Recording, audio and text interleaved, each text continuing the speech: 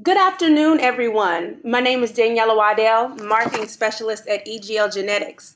And on behalf of our Diagnostics Lab, I would like to welcome you to today's broadcast, Trisomy Awareness, focusing on trisomy 18 and 21. Before I introduce today's panelists, I would like to take care of a few housekeeping items. We will have a Q&A at the end of our discussion, so at any time during this broadcast, please feel free to type your questions into the chat field.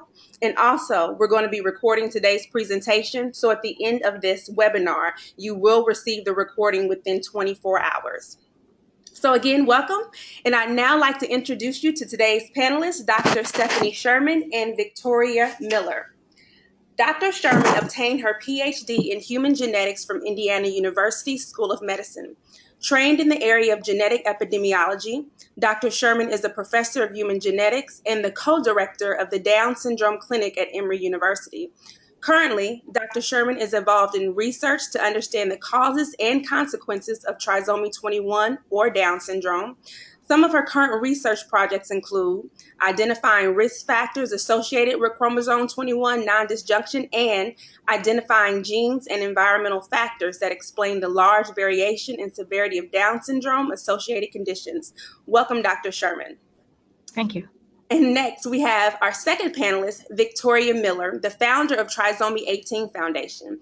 She affectionately says, every child's life, no matter how fragile their life or brief their days, forever changes our world. The Trisomy 18 Foundation was established in 2003, and through her leadership, its programs have mobilized an international network of impacted families through an online community and web-based knowledge portal. This portal provides information and support services to tens of thousands of families impacted by a prenatal or postnatal diagnosis of trisomy 18. Victoria has long been involved in advocacy work that focuses on the issues surrounding the needs of families who receive adverse prenatal diagnoses.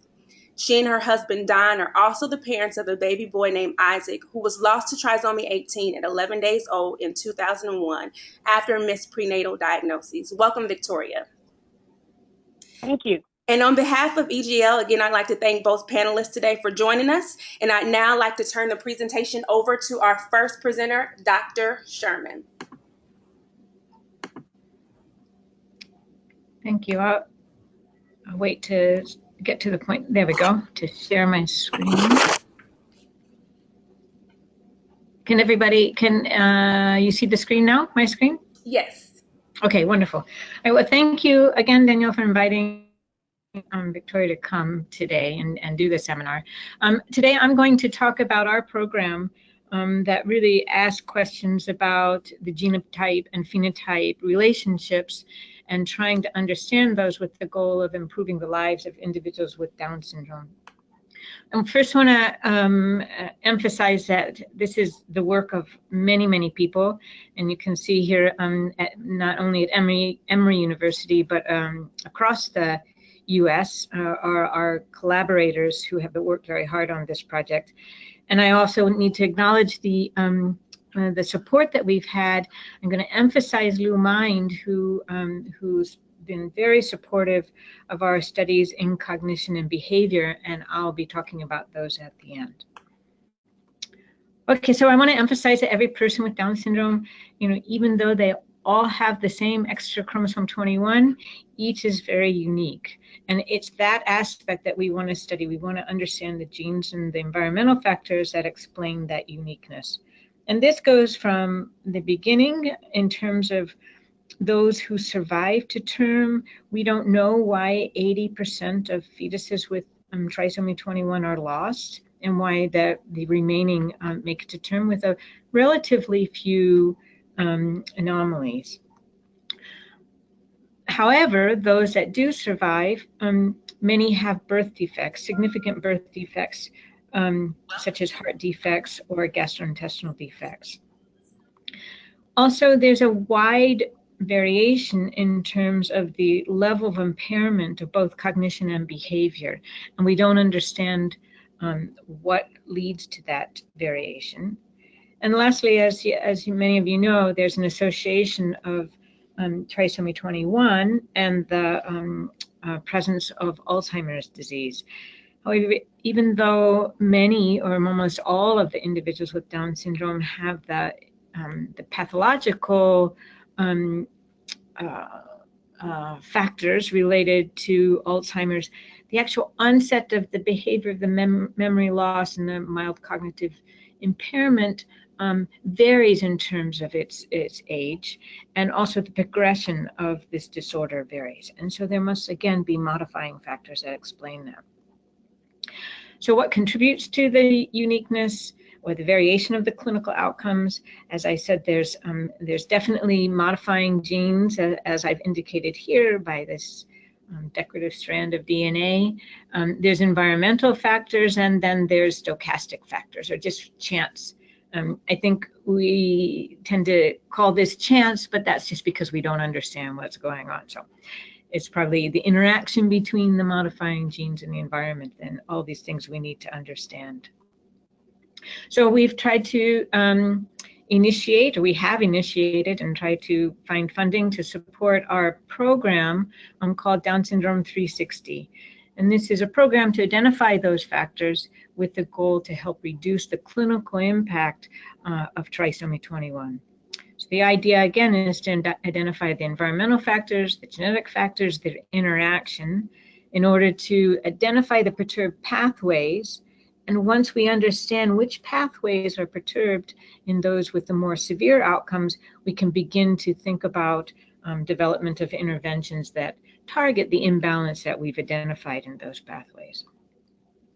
So let me just give you two examples of the projects that we started several years ago that now we try to combine into this Down Syndrome 360. And as I mentioned here, it's a large collaboration of clinicians, of researchers, and particularly of the families who devote a lot of time to this research effort.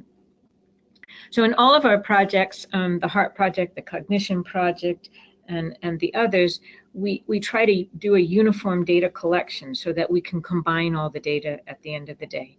The data collection includes an interview with the mother about her health and pregnancy history, getting permission to abstract the medical records of the individual with Down syndrome. And then for a subset of them, those that are in the Cognition Project, we do a battery of neuropsychological tests. From each, we collect a blood sample, and we use these for our DNA studies. We typically obtain blood from the individuals with Down syndrome when they have a medically indicated reason for the draw, and that happens on an annual basis when they do their thyroid tests. We also ask for a blood or a saliva sample from the parents, which helps us understand the genetic contribution from parent to child. We have sites across the U.S. Here I've shown about 10 of those sites that over time have contributed. Right now we have 5 sites that are part of the funded Cognition Project. So let me start with Heart Project. We began with this project to try to identify the modifiers because it was a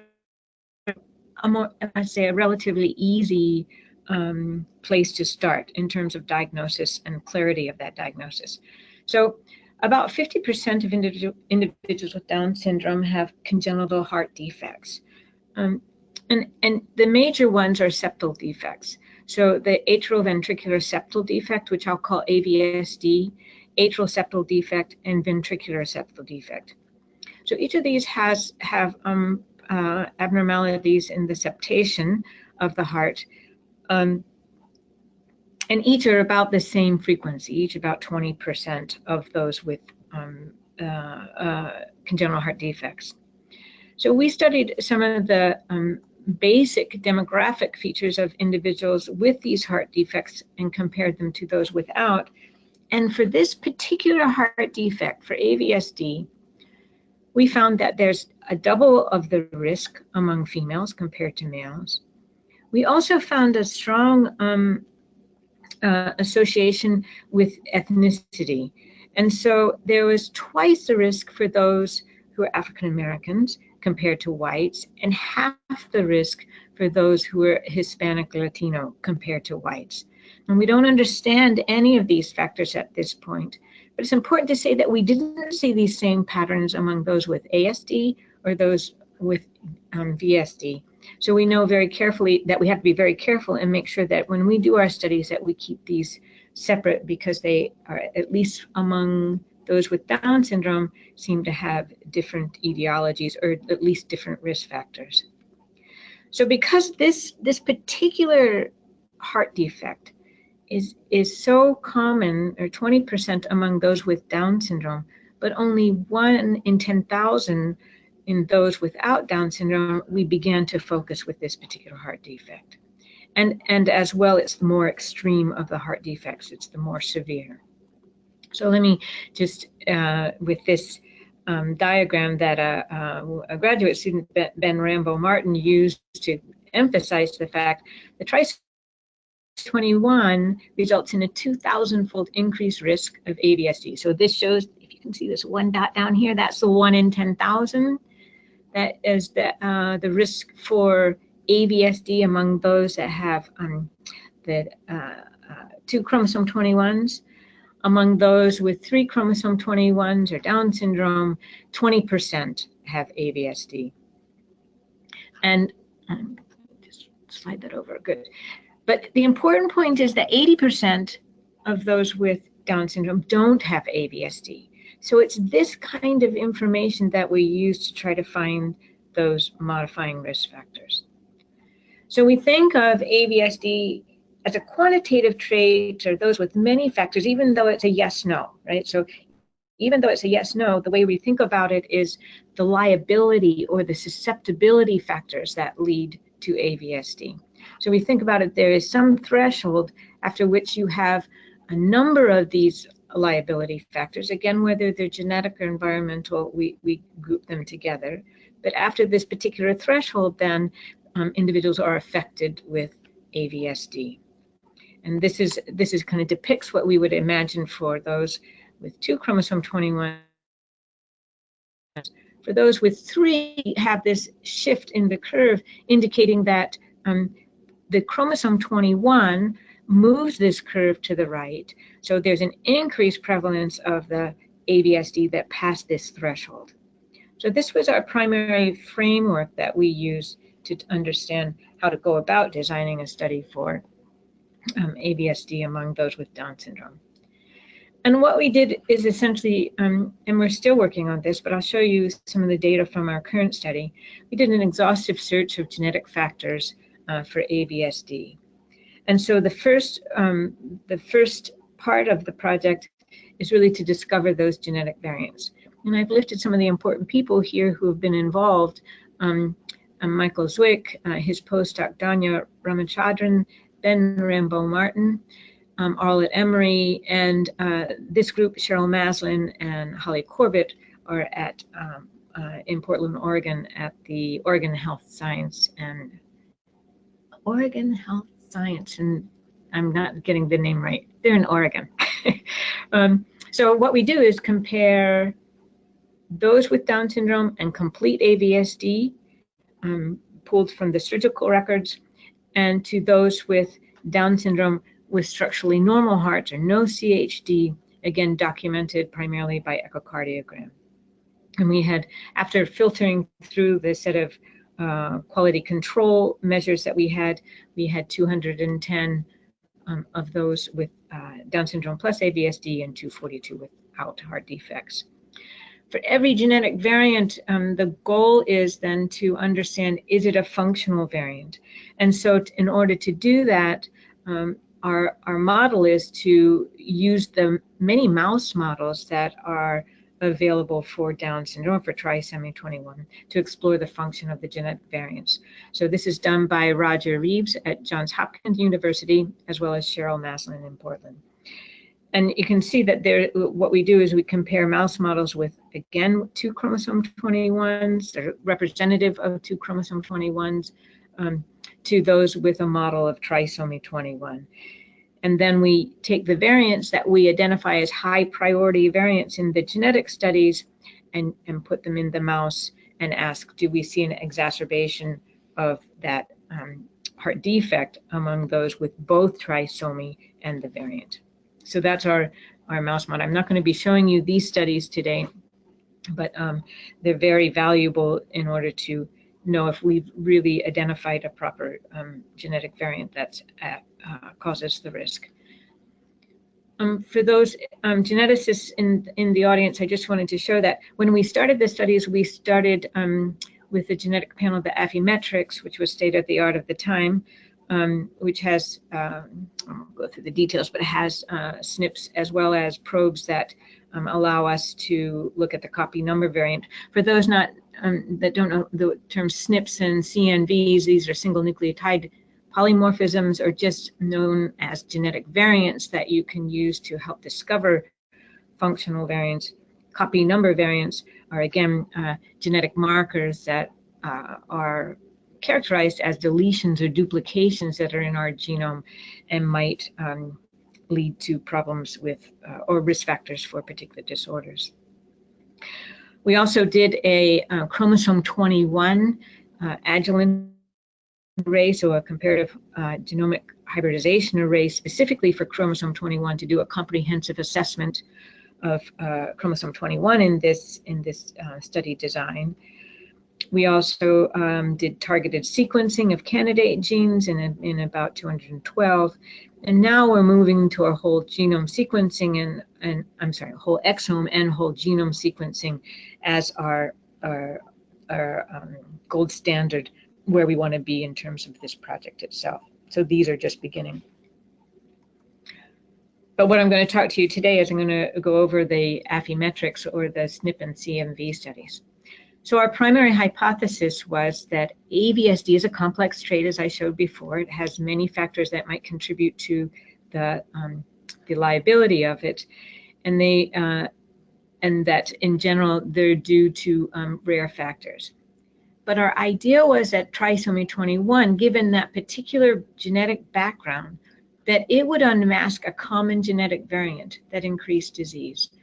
So you wouldn't see it on a background where there's only 2 chromosome 21s, but because of the extra dosage of the genes on chromosome 21, we thought that, again, we might see a very common genetic variant that increases the risk for AVSD. And not that it would be particularly on chromosome 21, but anywhere in the genome that it may be unmasked. And we found nothing. We found nothing in our study. Let me just orient you. Here are the chromosomes from chromosome 1 to 22. This is called a Manhattan plot, where on the y-axis is plotted the significance value. So the higher the number, the more significant the association.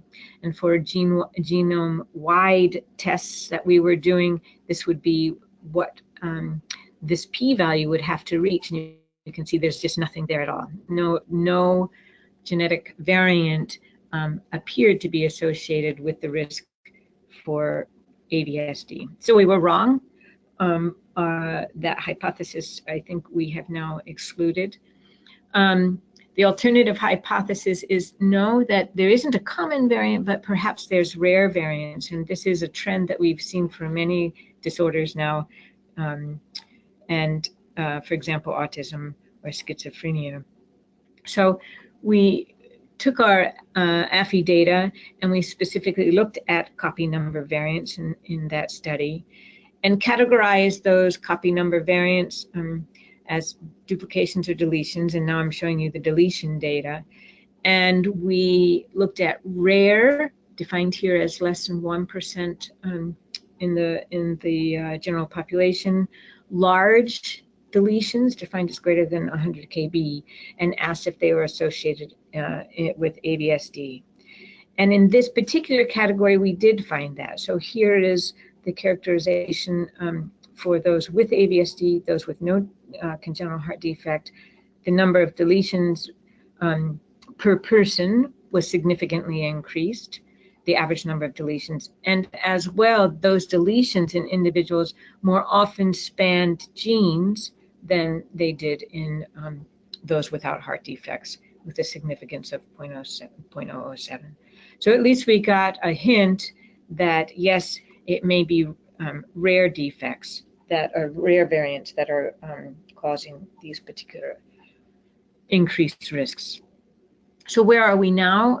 And just again, not having the time to go through more detail, but let me just summarize. We, as I showed you before, we know that gender, that race, ethnicity are risk factors and need to understand those. The data I didn't get to show you is also the observation that use of folic acid supplementation during pregnancy, the early part of pregnancy, is a protective factor.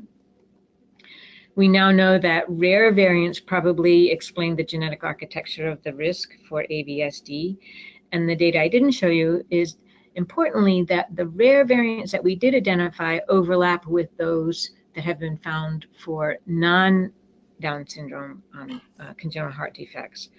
As well, we see that there's the chromosome 21 copy number variant burden. The pathways that we now know to focus on are these three. So I won't go into them, but just to say that at least we're making progress to know, let's delve into these and really begin to identify what's going on. Okay, let me now go into understanding giving you an example of some of the studies that we've done to understand cognition and behavior.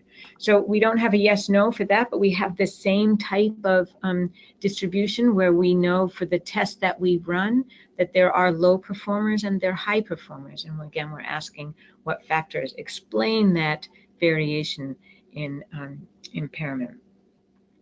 So we decided with the first phase of the data that we've collected that we would look at how AVSD as an environmental factor or potentially common genes may increase the risk for cognitive impairment among individuals with Down syndrome.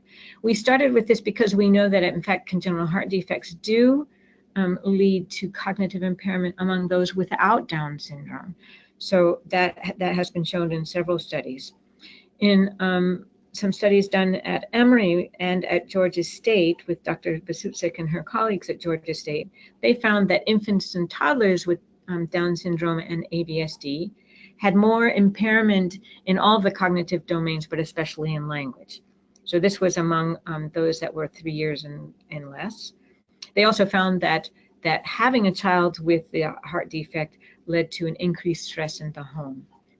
For our data set, we wanted to ask, does AVSD explain part of the variation in cognition and behavior among school-aged children? So what do we see in the next age group? We had 234 children with Down syndrome from age 6 to 24 years, was our criteria.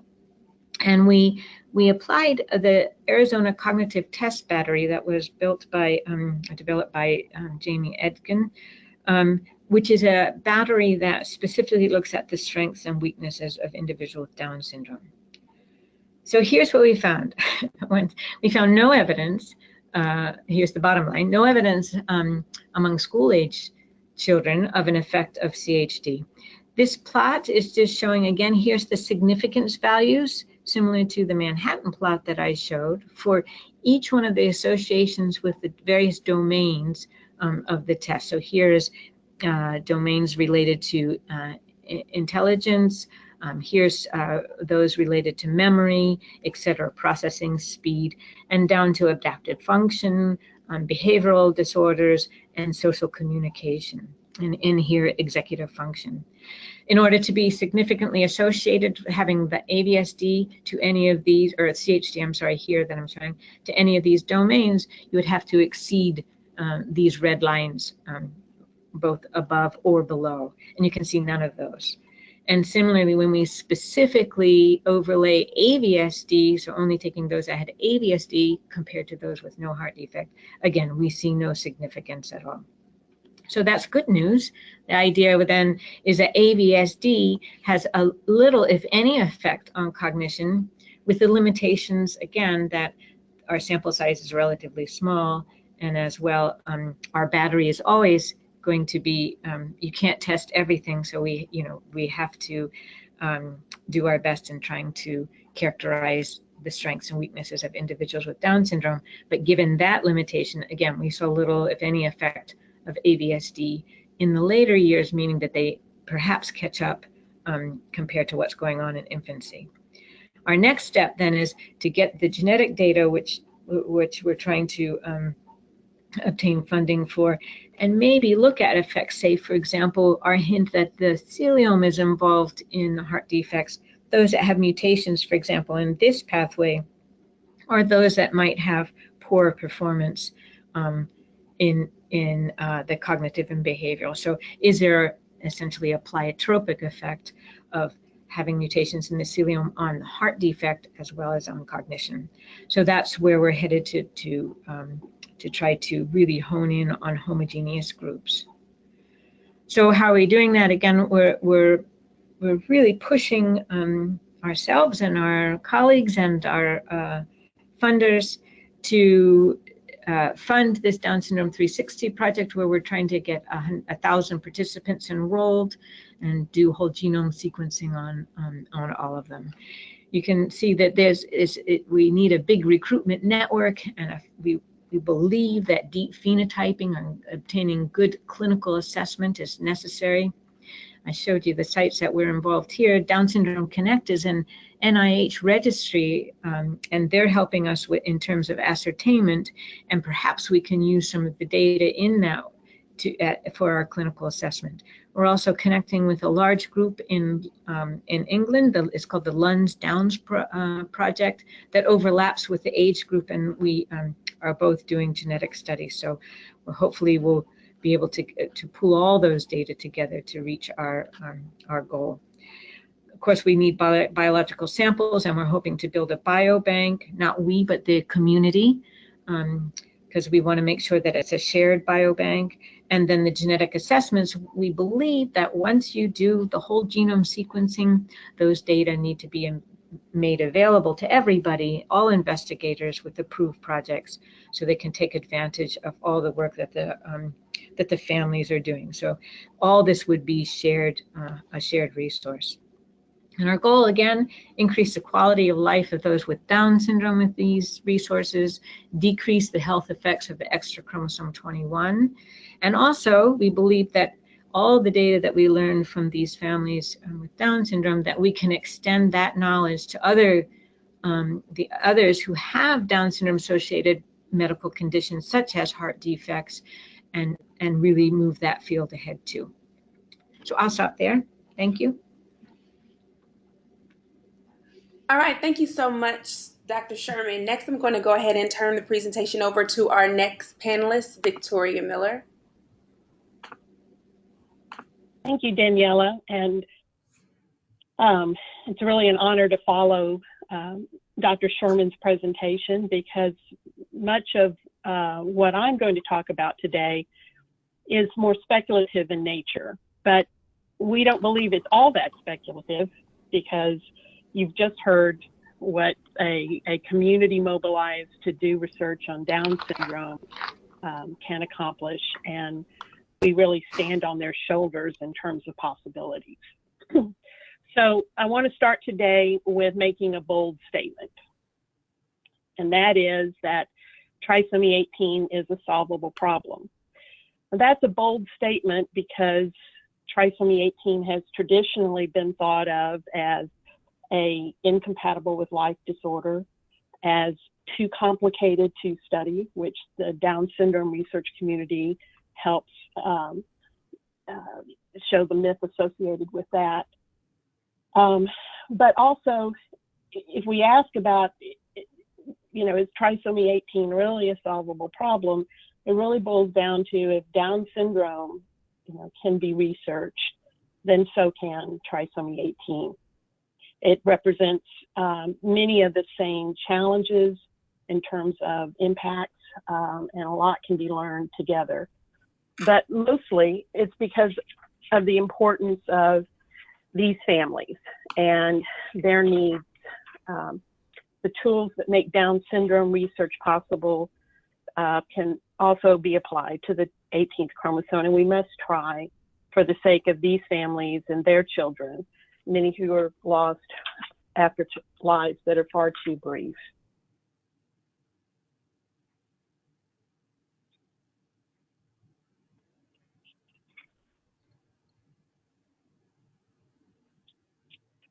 So I start with the question about what could be.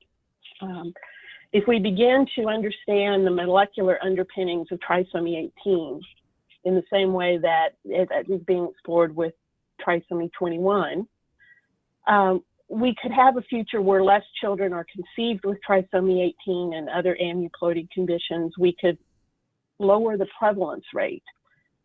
This could mean less meiotic errors causing trisomy 18, less families having to go through the heartbreak of prenatal choices after receiving a prenatal diagnosis. We could have a future where prenatally diagnosed trisomy 18 is accompanied by a prognosis, where we understand how the spectrum of chromosome 18 impacts a developing fetus, and we could identify types along that spectrum. We could have a future where a prenatal diagnosis of trisomy 18 could lead to prenatal neurological treatments, where we could suppress or reverse or turn off the specific genetic drivers that could prevent or moderate the neurological impairments, like microcephaly.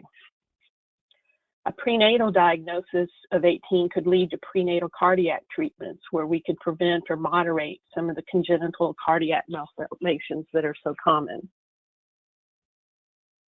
Uncovering a new understanding of trisomy 18 could also reveal the path to other targeted treatments for many other pediatric and adult onset disorders that are currently unknown, including for Down syndrome. But there's also, lots of examples of this being true when we remember, the studies that have in the progeria community that have led to breakthroughs in the understanding of aging, arteriosclerosis, and heart disease. Down syndrome research is impacting Alzheimer's disease. And what is Zika and trisomy 18, which both result in microcephaly, could mutually inform the research underway and result in breakthroughs faster than could be done by studying them in isolation. So the scale of the problem is large. Trisomy 18 impacts about 1 out of every 18 pregnancies in the United States alone. So it is not a rare disorder. What's rare are the children who are surviving with trisomy 18 relative to those who are conceived with it.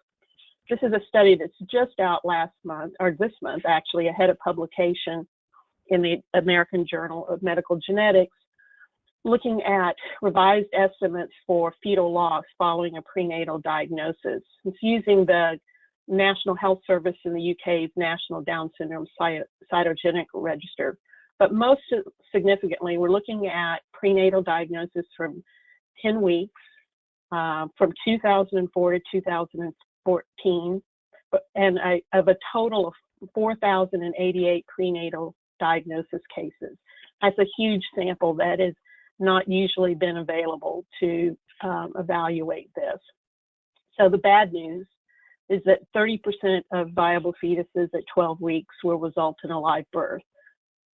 The good news is that at 39 weeks of gestation, 67% will result in a live birth. The impact of that extra gene dosage on a human chromosome 18 is significant. Their major causes of early death are usually centered around central apnea or obstructive apnea, which has to do with the floppy airways that the babies are born with, an overall failure to thrive because of digestion and feeding issues.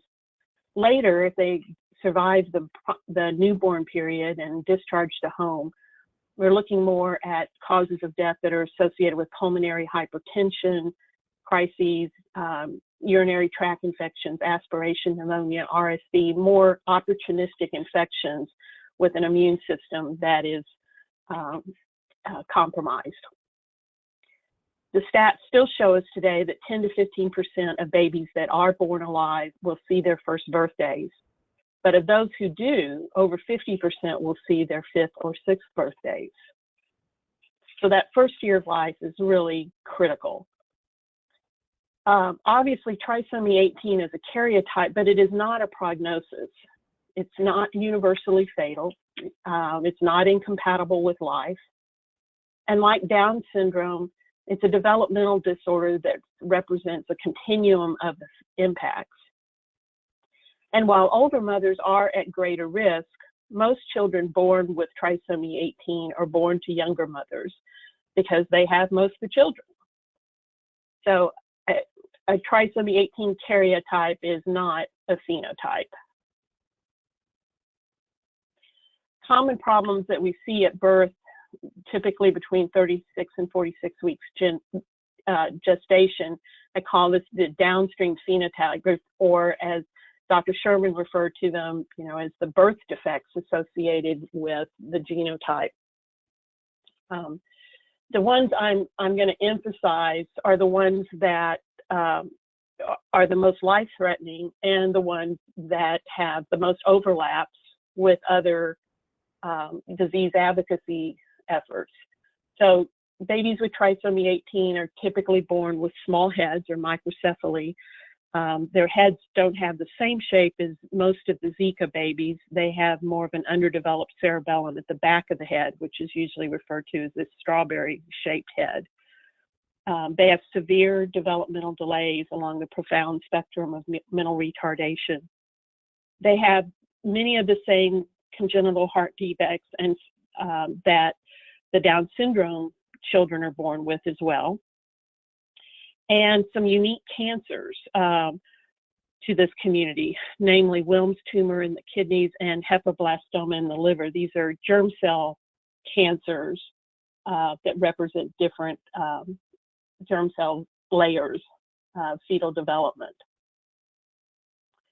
And there are long-term survivors. This is Tiffany, who at age 25, she died unexpectedly about 2 months after these pictures were taken in the fall of 2013. So we were so glad that we had been able to do this photo shoot with the family, and that they have a whole array of pictures with them and her sister.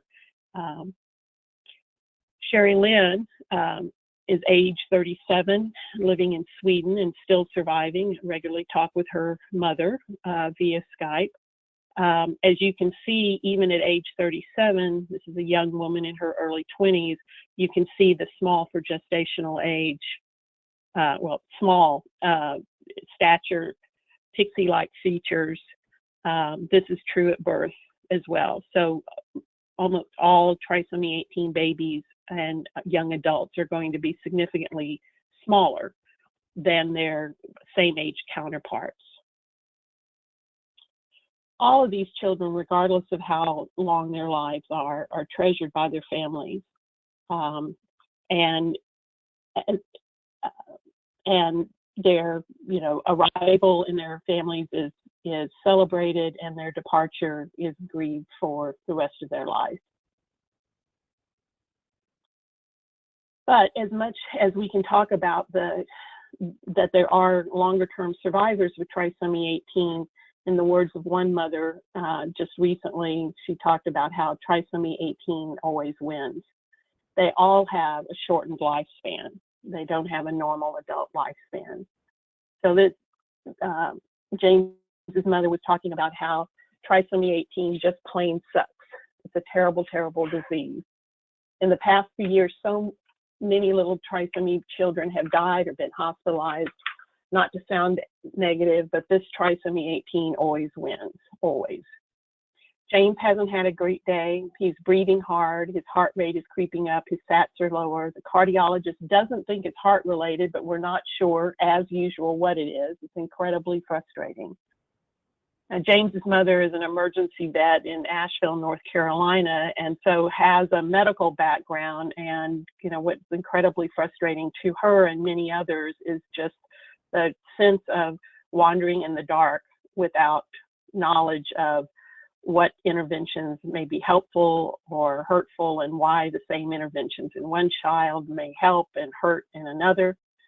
Unfortunately, James died at 5 months old this last January after a pulmonary hypertension crisis following G-tube surgery. So what do we do about this lack of knowledge? How do we conquer a chromosomal abnormality? Well, first of all, I would suggest that we really need to rethink our paradigms and definitions. In today's genomic world, with today's tools, isn't chromosomal disorder really too general, too vague, and too to be a useful way of thinking about what we're understanding here when we're talking about whole genome sequencing and microarray testing prenatally? There, we have so many more tools in our toolbox to be more specific about what is today lumped together as one vague term called trisomy 18. One of the key questions to consider is, are we actually looking at one disorder or actually several different disorders? This is Tiffany and her family again, as I had presented to you earlier, but this is Cecilia and her family. She's at 6 at this age, she's still with us. One of the things I wanted to point out is how in Tiffany, who's very small, even at 25 years old, you can notice her very long arms and legs. They're almost like Marfan-like qualities to them. A very small torso, but very gangly, long limbs. Cecilia, on the other hand, has many more rounded features, rounded head, doesn't have the same gangly features. And this is a common variation that we see in the community. So most other lethal pediatric disorders have types. So why not trisomy 18? For instance, you know, in many of these other communities like spinal muscular atrophy and Tay-Sachs and multiple dystrophy, they're often diagnosed with along a spectrum that allows us to know, like, type 1 could be always lethal by birth. And there are studies that point to the possibility of a key lethal gene that, when present, may be always lethal, out of the Chromosome 18 Research and Registry Society. Type 2 could be usually lethal by 6 months. Type 3, maybe it's survivable to 1 to 6 years. And type 4 would include the young women like Sherry Lynn and Tiffany who survive into their teens and even 20s and 30s. Imagine what would be possible for parents who are prenatally diagnosed with whose children are prenatally diagnosed with trisomy 18 if they could have this information as they enter into the newborn period and are confronted with lots of very challenging questions about interventions and cardiac surgeries, etc. Still today, cardiac surgery for the same malformations that we see in the Downs community with children born with an extra 21st chromosome are not routinely offered or done for children with trisomy 18. In practice, we have to start identifying the pathophysiology of trisomy 18. What do these children who die actually die from? We really don't know. And if they die of pulmonary hypertension, well, if their cardiac malformations were corrected and they didn't die of pulmonary hypertension, what would they die of?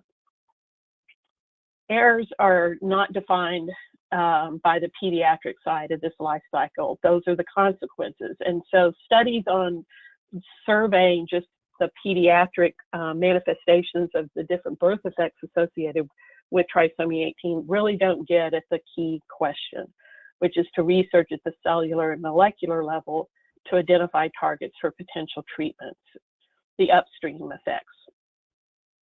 So there's some tantalizing work going on that really suggests many different possibilities to be followed up on. One of those, looking at the transcript analysis of the same samples that are gathered in cell-free DNA, cell-free fetal RNA, or NIPT testing in current prenatal practice that's available. These studies have given an ability to look at those transcripts of those samples and come up with some significant data about what's perturbed by trisomy 18. So here's an excellent example. So in looking at these samples, you see significant downregulation of genes involved in adrenal development, which makes sense from our point of view living with this condition because it's associated with prenatal and postnatal growth restriction. A functional analysis also highlighted differential regulation of pathways related to cardiovascular disease. Not a surprise. Row-associated kinase ROC1, a gene located on chromosome 18, was significantly upregulated, and ROC1 has a key role in the regulation of endocardial cell differentiation and migration in early heart development. Also, because this study was also looking at transcriptomes from Down syndrome, it also underscored that in addition, there were only 6 genes that were dysregulated in both trisomy 18 and 21 compared to euploids. So there is some overlap between the conditions. Also looking at novel neurodevelopment information in the amniotic fluid of transcriptomes from trisomy 18 and 21. Neurod2 is downregulated in trisomy 18. It's highly expressed in the marginal zone in week 19 of human gestation. SOBP also is downregulated in trisomy 18, is involved in the development of the cochlea, the ear, and defects in this gene have been linked to developmental disability. Both hearing and intellectual impairment are consistent with the trisomy 18 phenotype. So on a functional basis, you know, all of these conditions over here in the left-hand column have potential impacts with the same perturbed pathways. And that opens up, you know, the most significant question is where these diseases have more advanced research findings and potentially even have treatments that are and drug therapies that are in clinical trials, those have the possibility of being applied to trisomy 18 or 21 also. So here's a perfect example of one of those tantalizing possibilities again. Could trisomy 18 actually be a lipid disorder? A disorder where the sonic headway and these children are impacted, and these children are born with very low levels of cholesterol. If so, there are other disorders that have available treatments and drugs for that purpose. So here's my favorite graph lately, because this shows all the perturbed pathways that are disrupted, not just with Down syndrome here is the green, trisomy 18 is the blue, trisomy 13 is the red. Now, one of the things that jumps out for our community immediately is the fact that trisomy 13 and trisomy 21 have a lot more complications here, a lot more disrupted pathways. They're much more complex. Whereas actually, trisomy 18 is relatively, you know, half of the perturbed pathways that the other two are. Also, these highlighted ones here are pathways that are disrupted in all aneuploidies or all trisomies. And those are the most significant ones here, these really broad ones in trisomy 18. So it's not like we're shooting in the dark trying to find our way. I'm going to speed ahead a little bit because I want to leave room for questions.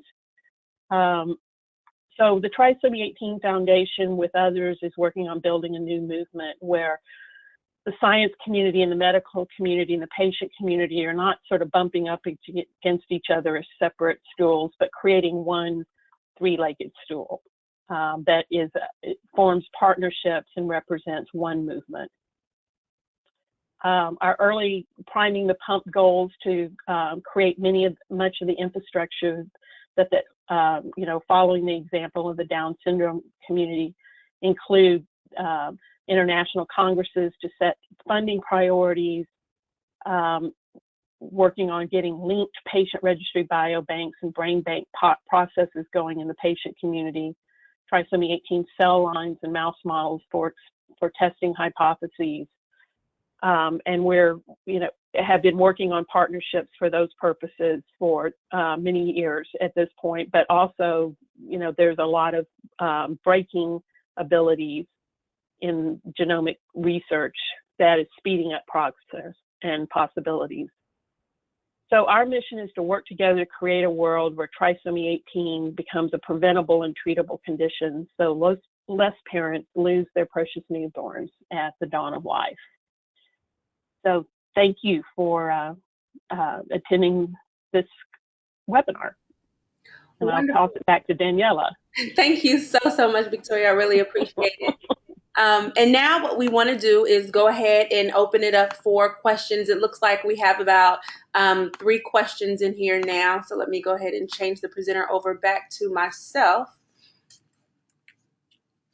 And for this first question, and are you all seeing my screen okay? Great. Yep. And this can be for either of you. So it says, what current clinical trials, if any, are available within the trisomy 18 and 21 community, and where can I find them? You want me to go first, Stephanie, or? Go ahead and go first, Victoria. That's fine. Okay, so we're a long way from clinical trials in the trisomy 18 community because we don't have any testable hypotheses to start with. Clinical trials are a late stage in a process of identifying a target for treatment and drug development and getting to the point, going through animal models and determining that it's safe at that level and having the desired impact, and then moving to human trials through several different steps. So we're a long way from that in the trisomy 18 community. Stephanie, what about the Down community? Yeah, in the trisomy 21, we're further, well, let me say that there have been clinical trials. The most significant one, the Roche trial, that was looking at cognition, it didn't, well, let me back up.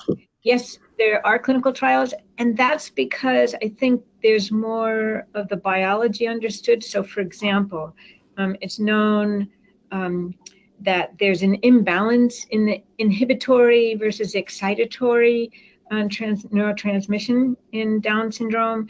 And so the Roche trial itself tried to put that back in balance by using GABA antagonists. And they had good mouse data that showed that was beneficial. In the Roche trial, they didn't see any efficacy, and so they stopped those trials.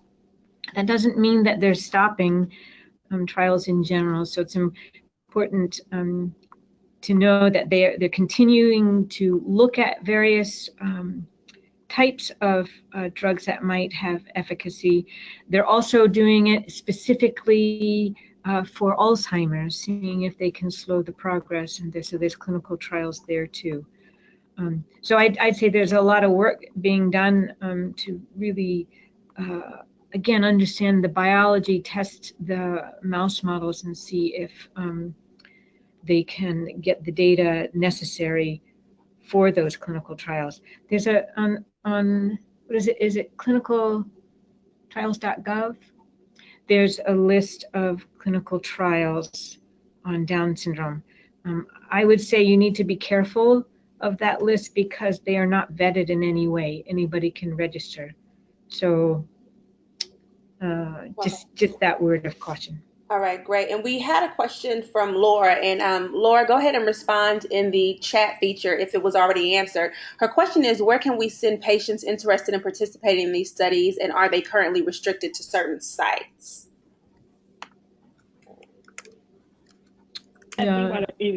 Okay, we can, We would love to have patients sent to us. We can describe what kinds of research studies are going on. We can, in a sense, be the liaison if they want to work with us on specific projects, or again, we know the U.S.-wide field quite well and can recommend them to other researchers depending on what opportunities they want to take part with. I don't know, is it easy to give a name out or what, but I can say Tracy Rosser at Emory University is somebody to get in touch with, and she can go from there. Okay. And Laura, what I can do is after this webinar, I can follow up with you and provide you with some additional information once I touch base with you, Stephanie, if that's okay. That would be wonderful. Thank you. Thank you, Laura, for the question. Absolutely. And then we have another question here. One moment. Are you working on resources, continuing education, seminars for clinicians, allied health, and medical students to get the latest information? Victoria, do you want to start that one? Yeah. Good. Sure. Yes, we are. At this stage, most of the presentations are usually patient panels or presentations at grand rounds, often invited by various hospital systems or researchers doing related work, genetic counselors at some of the national conferences.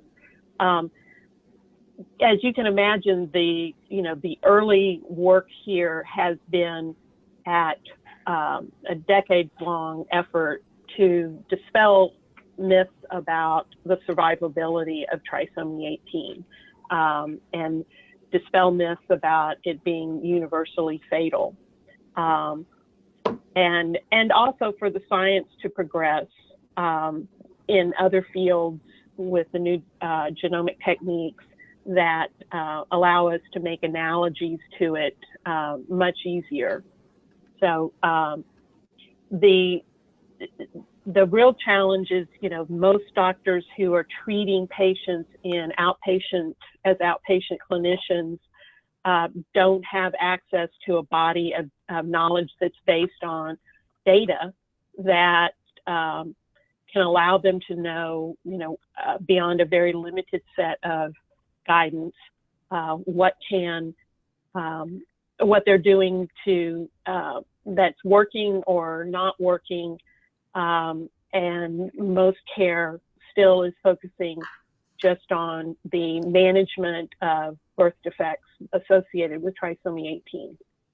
Okay. And for the sake of time, this will be our last question. This is a follow-up question from Ricardo. Are there any medical institutions or medical networks where families can get the medical support needed, as in second opinions?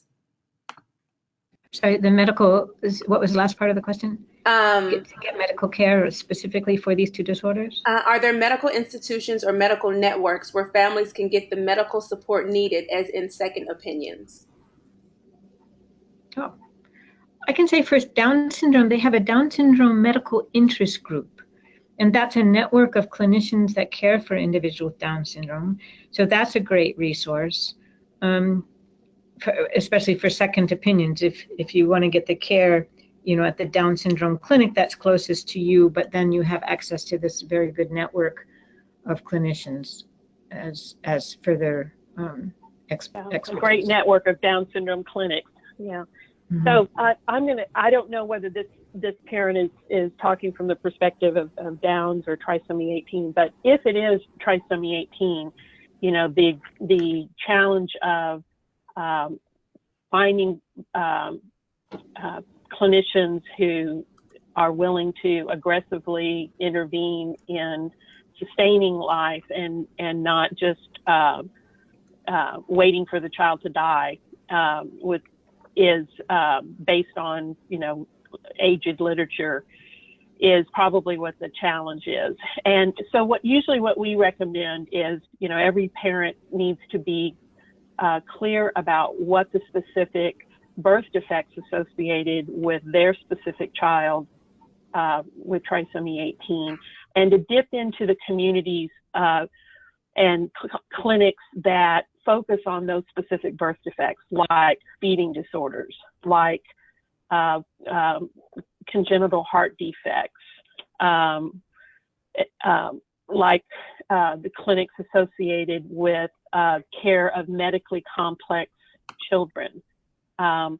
And that will get you a lot further than trying to look for specialty clinic on trisomy 18 care, which at this point does not exist. Okay. All right. Thank you so much for that, Victoria. And that does conclude all of our questions. I just want to thank each of you for attending today's webinar. Thank you, Dr. Sherman, and thank you for Victoria Miller, for your questions and your responses and your presentations. They were wonderful. There will be a recording available after this, as well as surveys will be distributed. And again, thank you all so much for joining us today. Thank you, Daniela. Thank you. Thank you.